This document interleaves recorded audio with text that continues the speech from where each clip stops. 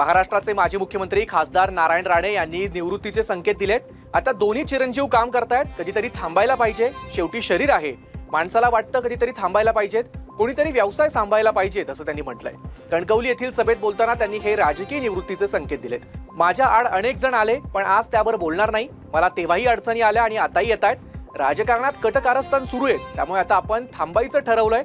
मुलांना सांगेल नांदा सौख्य भरे, चांगलं ते जोपासा असं म्हणत नारायण राणे यांनी सध्याची राजकीय परिस्थिती आणि निवृत्ती याबाबत भाष्य केलंय।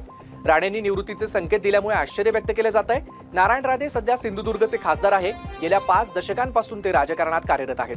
मुख्यमंत्री, केंद्रीय मंत्री अशी अनेक मोठी पदं त्यांनी भूषवली आहेत। त्यांचा मुलगा नितेश सध्या मंत्री असून दुसरा मुलगा निलेश हा आमदार म्हणून कार्यरत आहे। नाही काहीतरी थांबायला पाहिजे बाबा, असं नाहीये की काम करत राहावं।